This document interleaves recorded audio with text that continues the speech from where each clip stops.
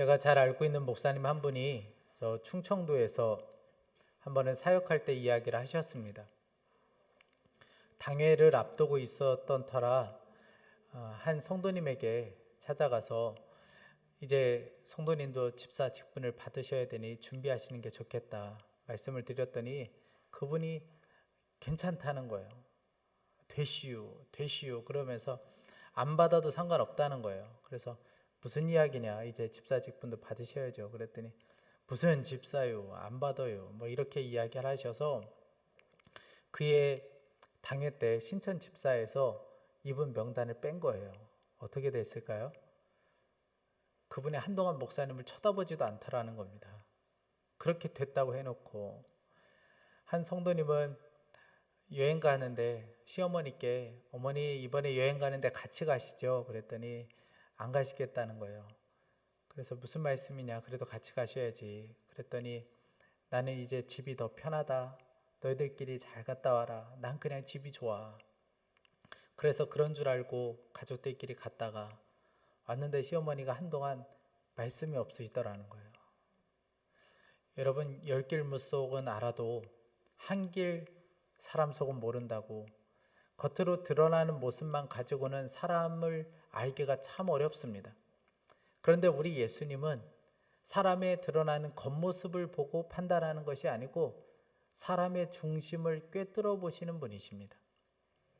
우리가 지난주 말씀을 살펴보았던 것처럼 예수님께서 성전에 올라가셔서 거룩해야 될 아버지의 집이 시장터가 된 것을 보고 그곳을 다 뒤집어 놓으셨습니다.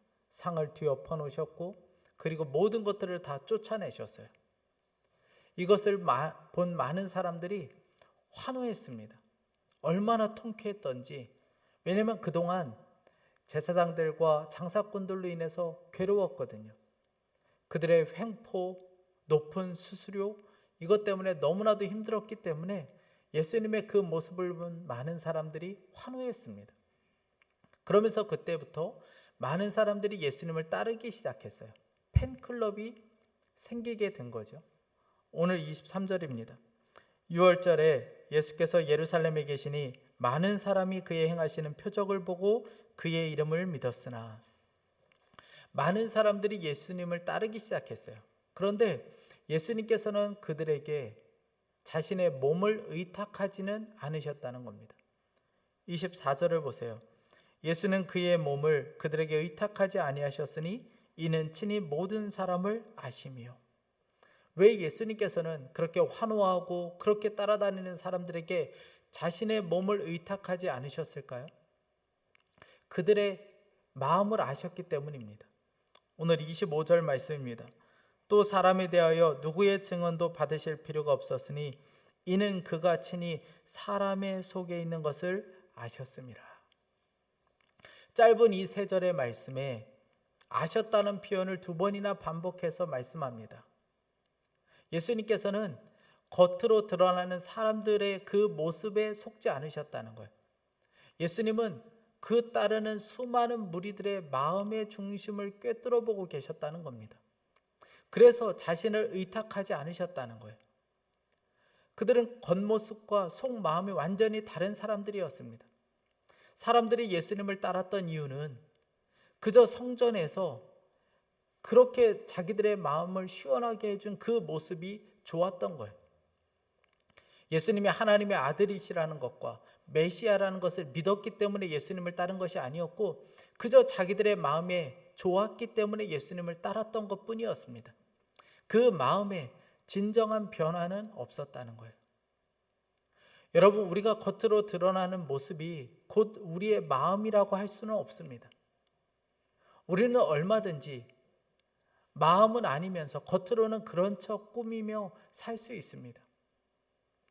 마음은 아닌데 예배할 수 있고, 마음은 그렇지 않은데 기뻐하는 척 할 수 있고, 마음은 아닌데 교회 와서 열심히 봉사도 할 수 있습니다. 그것은 목회자도 마찬가지입니다. 마음은 그렇지 않은데 마치 믿음이 좋은 사람처럼 보일 수도 있고, 마음은 그렇지 않으면서 예수님을 뜨겁게 사랑하는 것처럼 보여줄 수도 있습니다. 그것이 두려운 거예요. 이사야 29장 13절 말씀입니다. 주께서 이르시되 이 백성이 입으로는 나를 가까이하며 입술로는 나를 공경하나 그들의 마음은 내게서 멀리 떠났나니. 겉으로는 자신을 따르는 것 같지만 마음으로는 여전히 다른 것을 따르고 있고 예수님을 따르지 않는 그 많은 사람들을 보는 예수님의 마음은 너무나도 안타까우셨습니다. 여러분 한번 생각해 보세요. 자녀들이 부모인 우리들에게 겉으로는 존경하는 것처럼 보이고 나를 정말 사랑하는 것처럼 보이는데 속마음은 여전히 내가 가지고 있는 재산에만 욕심을 부리고 있다면, 뭐 하나 얻을 게 없을까 이 마음만 가지고 부모에게 다가온다면 여러분 마음이 어떻겠습니까? 아내와 남편이 겉으로는 뜨겁게 사랑하는 것 같은데 속마음은 그렇지 않다면 여러분 마음이 어떨 것 같으세요? 그런데 예수님의 마음이 그러셨다는 거예요. 여러분 마음 없는 신앙생활, 마음 없는 그냥 형식적인 종교생활은 오래가지 못합니다. 미국의 한 교회에 성도님이 주일에 교회에 오셨는데 오시면서 강아지를 데리고 온 거예요. 안내위원들이 보고 강아지는 우리가 맡아줄 테니 들어가서 예배드리고 나오시라. 그리고 강아지를 맡았어요. 그런데 이분이 들어가셔서 20분도 채 되지 않아서 나오신 거예요. 그러면서 하는 이야기가 강아지 걱정돼서 예배 못 드리겠다는 거예요. 그리고 강아지를 데리고 그냥 가신 겁니다. 여러분, 예수님을 그렇게 따랐던 사람들, 마음 없이 예수님을 환호했던 그 많은 사람들이 결국 어떻게 되었습니까? 나중에 예수님을 십자가에 못 박는 무서운 사람들이 되고 말았습니다. 마음 없이 예수님을 따라서는 언제든 예수님을 떠나버릴 수 있습니다. 오늘 예배하는 여러분들의 마음은 어떻습니까? 혹시 마음 안에 강아지가 있진 않습니까? 우리의 마음을 점검해 볼 필요가 있어요. 우리에게 있어서 가장 중요한 것은 마음입니다. 우리의 마음이 중요한 이유는 주님께서 우리를 보실 때 마음을 보시기 때문에 그렇습니다.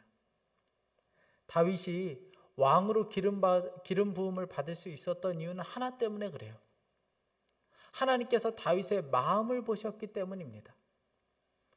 사무엘상 16장 7절 말씀입니다.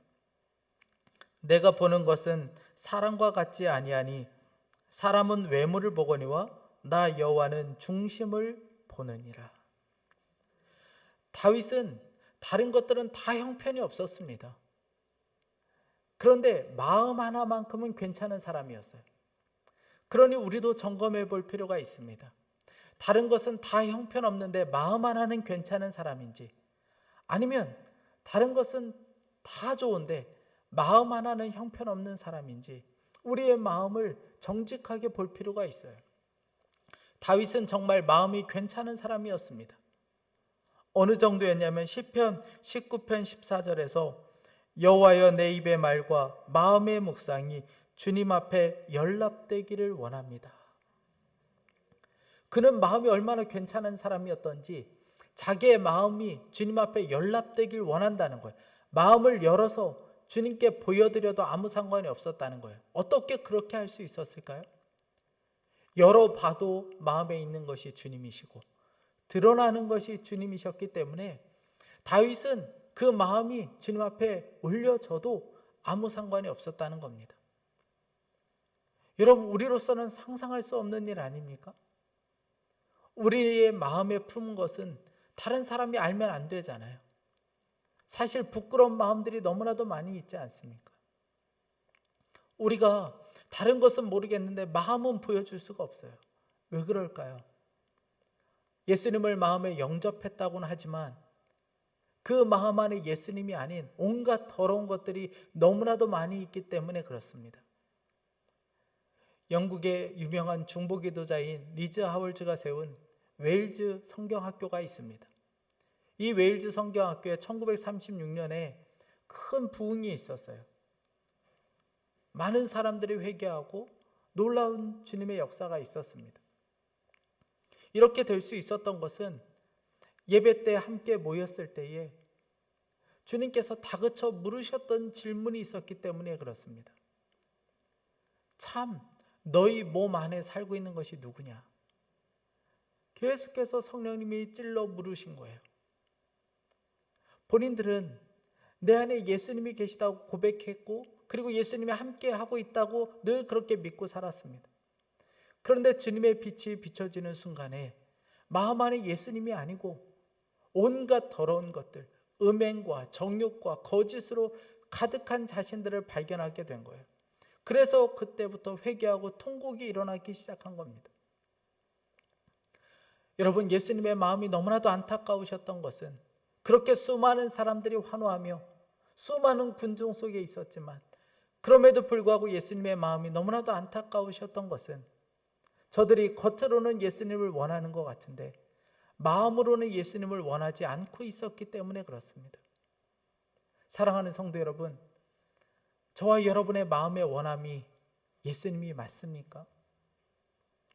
내 마음에 진짜 원하는 것이 예수님 맞습니까?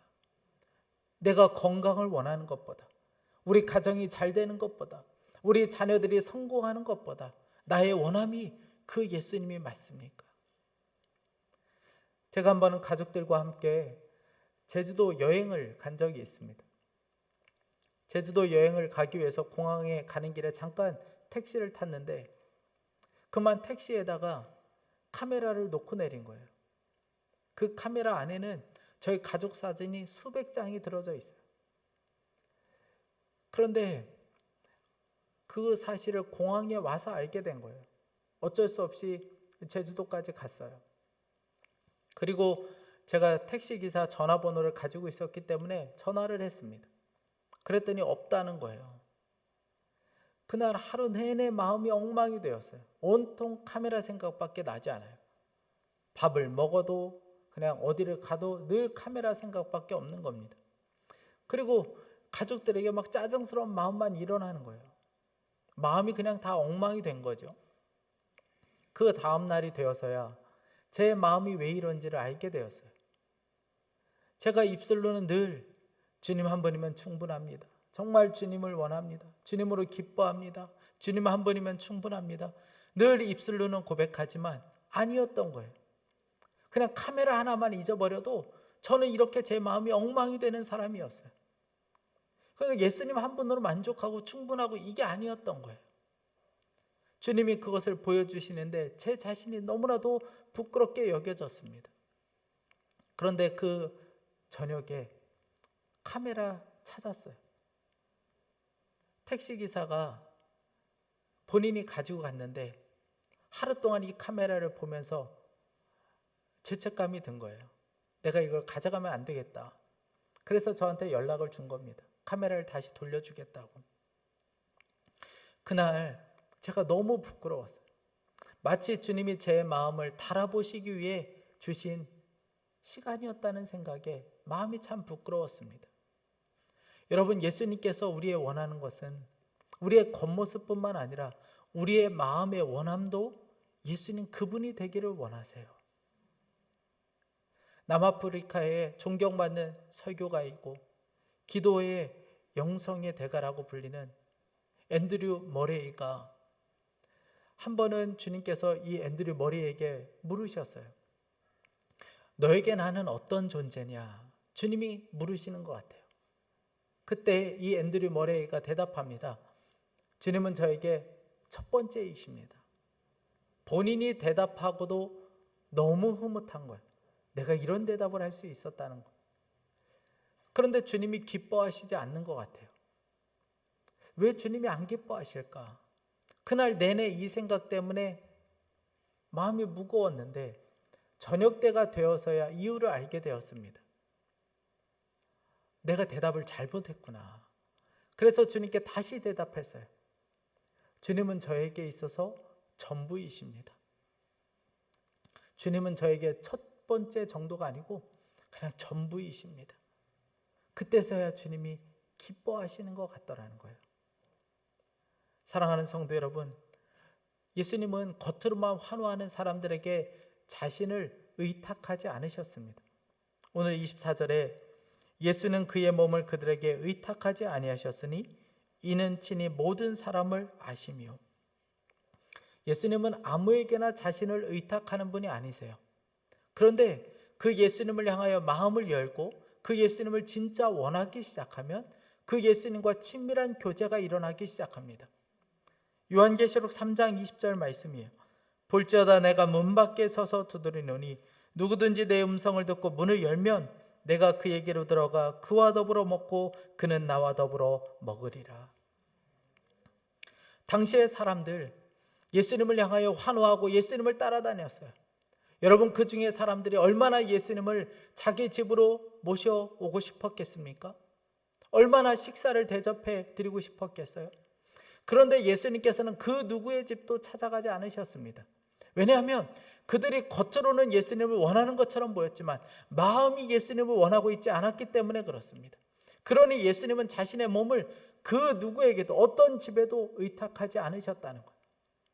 그런데 마음을 열고 그 예수님을 진짜 원하기 시작하면 그 예수님과 밥 먹는 친밀한 관계가 시작된다는 거예요. 자신을 의탁하기 시작한다는 겁니다. 여러분, 예수님께서 우리의 가정 안에 역사를 안 하시는 것이 아닙니다. 우리의 삶에 예수님이 역사를 안 하시는 것이 아니에요. 엄밀히 이야기하면 예수님께서 역사를 못 하시는 것뿐입니다. 마음으로 그 주님을 원하지 않고 있기 때문에 그렇습니다. 예수님은 진짜 마음을 열고 그 예수님을 마음으로 모셔드리고 그 마음에 진짜 예수님을 원하는 사람에게 자신을 의탁하세요. 자기의 사명을 그 사람에게 맡겨주시는 분이십니다. 베드로를 보세요. 여러분, 베드로는 예수님을 3번씩이나 부인했던 사람입니다. 예수님을 저주했던 사람이에요. 그런데 어느 날 예수님이 부활하셨다는 소식을 듣게 됩니다. 그러나 베드로는 그 소식이 기쁘지만은 않았어요. 왜냐하면 본인이 한 일이 있기 때문에 기뻐할 수만은 없었어요. 결국 이 베드로가 다시 어부의 삶으로 돌아갑니다. 나 같은 사람이 무슨 제자가 될 수 있겠어? 그리고 어부의 삶으로 다시 돌아가요. 그런데 그 자리에 예수님이 찾아오셨어요. 그리고 베드로에게 한 가지 물으셨습니다. 네가 나를 사랑하느냐? 그 어떤 사람보다 나를 사랑하냐고 물으셨습니다. 예수님께서 확인하고 싶은 것이 있으셨던 거예요. 베드로 마음 안에 여전히 예수님을 사랑하는 마음이 있는지, 여전히 그 마음 안에 예수님을 원하는 마음이 있는지 그거 확인하고 싶었던 거예요. 그런데 베드로가 대답을 할 수 있나요? 머뭇거리다가 그가 대답해요. 제가 주님을 사랑하는 줄 주님이 아십니다. 베드로는 예수님을 뵐 면목이 없지만 그 마음 중심 안에는 한 가지가 분명했어요. 저는 그래도 예수님 사랑합니다. 저는 예수님 없이 살 수 없습니다. 제 마음에 예수님을 진짜 원합니다. 이 마음 하나가 분명했던 거예요. 그러자 예수님께서는 아무것도 묻지 않으시고 그 베드로에게 사명을 맡겨주셨어요. 내 양을 부탁한다고 말씀하셨습니다. 예수님이 베드로에게 정말 보고 싶었던 것이 바로 여기에 있습니다. 나를 정말 원하고 있는지, 나를 정말 사랑하고 있는지 그거 하나 보기 원하셨다는 거예요. 사랑하는 성도 여러분, 주님은 어떤 사람을 쓰실까요? 실력 있고 능력 있는 사람이 아니에요. 주님이 진짜 쓰시는 사람은 그 마음의 중심 안에 정말 예수님을 원하는 마음이 분명한 사람. 진짜 예수님 없이 살 수 없습니다. 그 마음의 중심 안에 예수님 한 분을 진짜 원하는 사람, 그 사람을 사용하시고 그런 교회를 사용하신다는 거예요.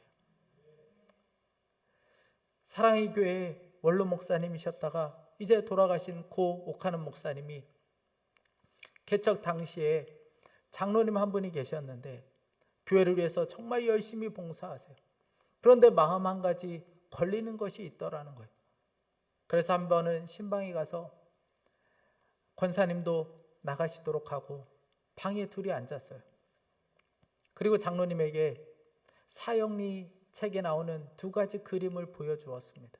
하나는 내가 주인된 삶, 하나는 예수님이 주인된 삶. 이 2가지 그림을 보여주고 장로님께 물었어요.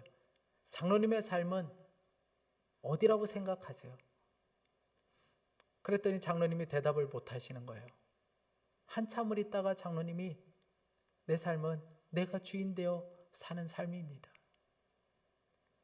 그래도 본인의 마음을 솔직하게 나눠주는 장로님이 너무 감사해서 장로님께 감사하다고 이야기하고 목을 끌어안고 그 방 안에서 둘이 펑펑 울며 기도하셨다는 거예요. 정말 예수님이 주인 된 삶 살게 해주세요. 그렇게 두 분이 그렇게 기도하셨다는 거예요. 사랑하는 여러분, 지금은 무리가 필요한 것이 아니고 제자가 필요할 때입니다. 무리와 제자의 차이는 마음의 원함에 달려 있어요. 마태복음 4장을 보면 예수님께서 제자들을 부르시는 장면이 나옵니다. 그때 이 제자들이 그 부르심 앞에 그물과 배와 아버지를 다 버리고 예수님을 따라갔어요. 마태복음 4장 22절 말씀입니다. 그들이 곧 배와 아버지를 버려두고 예수를 따르니라. 모든 것을 버리고 따라갔어요. 왜냐하면 그 마음 안에 예수님 한 분만을 원했기 때문에 그냥 모든 것을 버리고 따라갈 정도였습니다. 그러나 예수님을 따르는 한 무리가 있었습니다.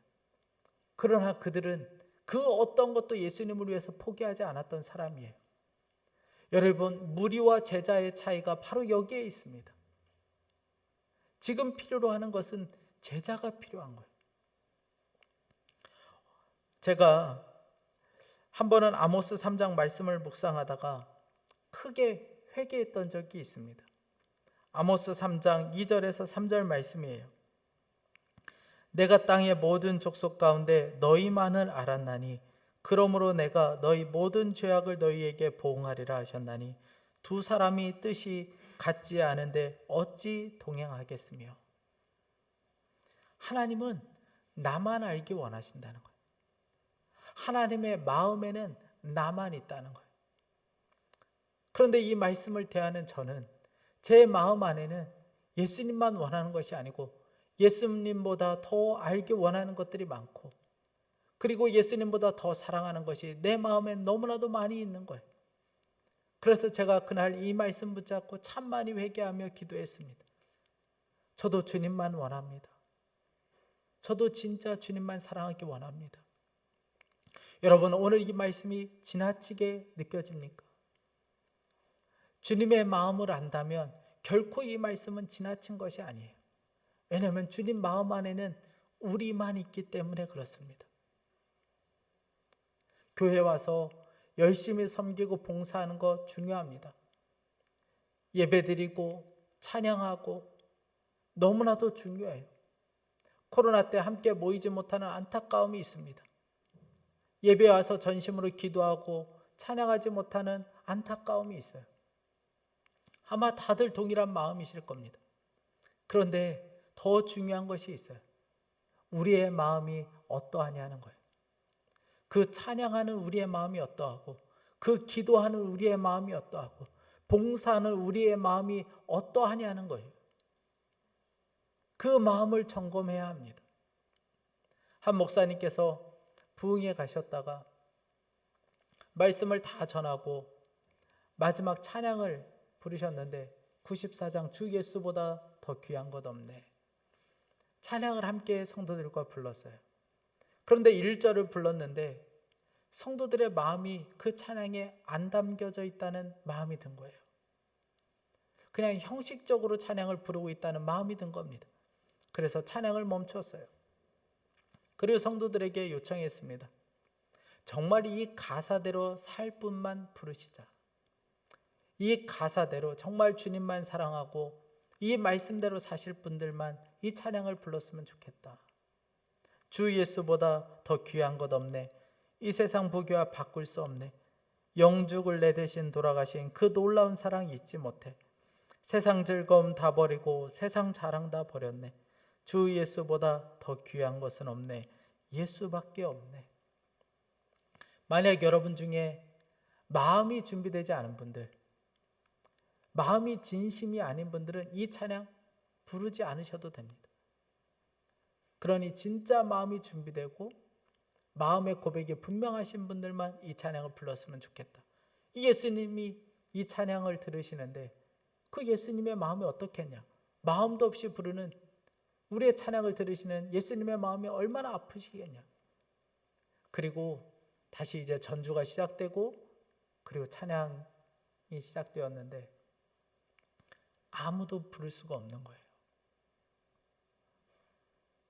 잠시 지나고 나서 반주는 계속 되고 있고 이쪽 저쪽에서 흐느끼는 소리가 들리기 시작하는 거예요. 그때 그 교회 안에 회개용이 터지기 시작한 거예요. 자기의 마음을 보게 된 것이죠. 사랑하는 성도 여러분, 우리의 마음을 정직하게 볼 수 있어야 합니다.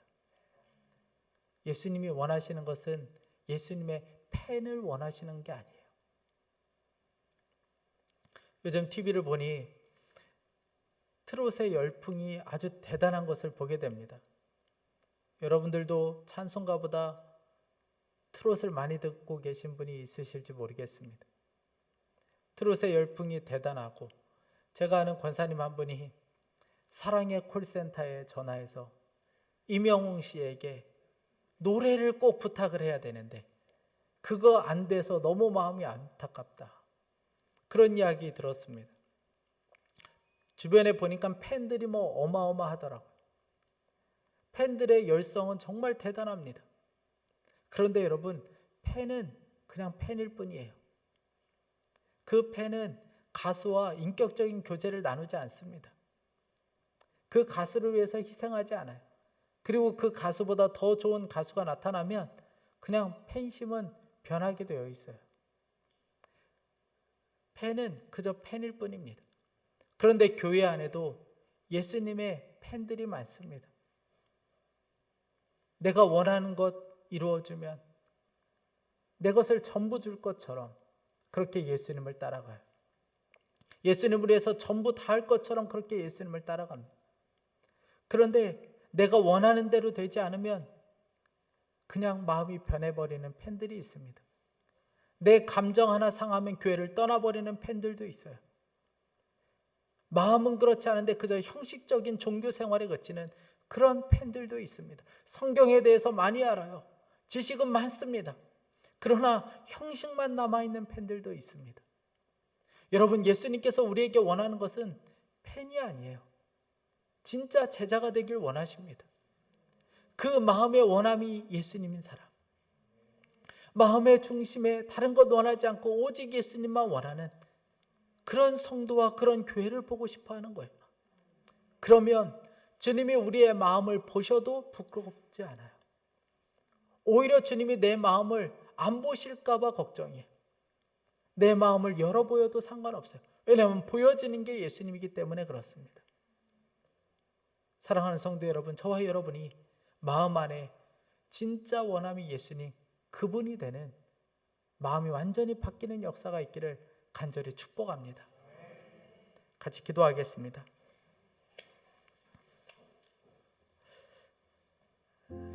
주님 보시기에 여러분, 우리의 마음은 괜찮겠습니까? 오늘 주님께서 우리의 마음을 보신다고 하셨는데 여러분, 우리의 마음은 어떻습니까? 진짜 원하는 것이 예수님이 맞습니까? 우리 이 시간에 함께 기도할 때에 우리의 마음이 바뀌기를 함께 기도하겠습니다. 우리의 겉모습뿐만 아니라 우리의 마음의 원함도 오직 예수님이 되게 하여 주옵소서. 오늘 우리의 마음을 주님께로 열겠습니다. 내 마음 안에 오직 예수님으로 충만하게 하여 주옵소서. 예수님 한 분이면 충분한 진짜 제자의 삶, 주님께서 모든 것을 의탁하실 수 있는 그런 교회가 되게 하여 주옵소서. 우리 간절한 마음으로 주여 한번 부르짖고 기도하겠습니다. 주여, 하나님 아버지, 주님 그렇습니다. 우리의 삶 가운데 역사하신 하나님 아버지, 그저 우리가 모양만 있고 형식적인 하나님 신앙생활에 빠져 살지 않게 하여 주옵소서. 우리의 마음의 진짜 원함이 예수님이 되기 원합니다. 하나님, 그저 형식적인 종교 생활에 그치지 않게 하여 주옵소서. 하나님 아버지 그저 예수님의 팬 정도로만, 하나님 그저 예수님을 따라가는 정도로만 하나님 아버지 그렇게 사는 자가 되지 않게 하여 주옵소서. 하나님 아버지 진짜 우리의 마음의 원함이 예수님이 되기 원합니다. 하나님 아버지 누가 봐도, 하나님 아버지 우리의 마음을 열어봐도 부끄럽지 않을 우리의 마음의 중심 안에 예수님이 계시고, 우리의 마음의 원함이 예수님이 되게 하여 주옵소서. 우리의 건강을 원함보다, 하나님 아버지 우리의 성공을 원함보다, 하나님 아버지 우리의 원함이 예수님이 되기 원합니다. 우리의 간절한 원함이 예수님 그분이 되기 원합니다. 주여 은혜를 베풀어 주소서. 우리의 마음이 뒤바뀌게 하여 주시고, 우리의 마음 안에 놀라운 부흥의 역사가 있게 하여 주옵소서. 하나님 아버지 그저 주님 한 분만 원하고, 하나님 아버지 그저 주님 한 분만 원하는 마음, 그 마음이 우리의 심령 안에 충만하게 하여 주옵소서. 하나님 아버지 주여 불쌍히 여기소서. 하나님 아버지 주님께서 우리의 마음을 하나님 보실 때 부끄럽지 않은 그 마음을 소유한 자로 살게 하여 주옵소서. 하나님 아버지 주여 은혜를 베풀어 주소서. 선녀인 기름 부어 주소서. 하나님 주님 역사하여 주옵소서. 하나님 주님 불쌍히 여기소서. 사랑하는 주님, 정말 주님 보시기에 우리의 마음은 어떻습니까? 우리의 겉모습이 아닌 우리의 마음을 아시는 주님께 우리의 마음을 정직하게 내어놓습니다.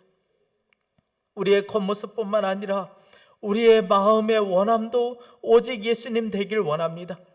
우리의 성공의 원함보다, 우리의 건강을 원함보다, 우리 자녀들의 성공을 원함보다 우리의 마음의 중심 안에 정말 예수님 그분을 원하는 마음이 충만하게 하여 주옵소서. 오늘 주님께로 우리의 마음을 열겠습니다. 하나님 아버지 우리의 마음 안에 오직 예수님 한 분이면 충분한 그 믿음으로 살게 하여 주옵소서. 그저 예수님 겉모습으로 따라가는 팬 정도로 살고 싶지 않습니다. 주님께서 주님을 의탁하실 만큼, 정말 주님께서 자신의 사명을 우리 교회에 맡기실 만큼 우리 교회와 하나님 우리 모두가 다 정말 예수님만 원하는 그런 교회와 성도가 되게 하여 주옵소서. 하나님 오늘 예배하며 주님 앞에 귀한 예물을 드린 사랑하는 성도들이 있습니다. 정말 주님 한 분 원하는 마음으로 드린 그 예물을 주님께서 기쁨으로 받아 주옵소서. 드릴 것이 없어 마음밖에 드릴 수 없는 그런 성도들도 있습니다. 그 마음을 주님께서 위로하여 주시고 물질의 묶임에서도 풀리는 역사가 있게 하여 주옵소서. 하나님 오늘 예배하는 성도들 중에 마음의 질병으로 인하여, 육신의 질병으로 인하여 고통당하는 성도들도 있습니다. 오늘 주 예수 그리스도의 보혈로 덮어주셔서 저들 안에 완전한 치유와 회복의 역사가 있게 하여 주옵소서. 하나님 그 가족들 안에 자녀들의 문제로 고통 중에 있는 성도들도 있습니다. 하나님 자녀들이 오직 주님께 붙잡힌 인생으로 온전히 서게 하여 주옵소서. 하나님 전 세계에 정말 주님 한 분 원하는 마음으로 나가 선교하는 선교사님들이 있습니다. 그곳에서도 주님의 놀라운 역사가 있게 하여 주시고, 하나님 정말 주님께서 빛으로 임하시는 역사를 보게 하여 주옵소서. 이 나라의 민족을 주의 보혈로 덮어주십시오. 하나님 신종 바이러스가 완전히 종식되게 하여 주옵소서. 일상의 삶으로 돌아가게 하시고, 하나님 예배가 회복되고 성도들과의 교제가 회복되게 하여 주옵소서. 하나님 주님을 찬양합니다. 오늘 말씀으로 역사하신 주님을 찬양합니다. 주 예수 그리스도의 이름으로 기도했습니다.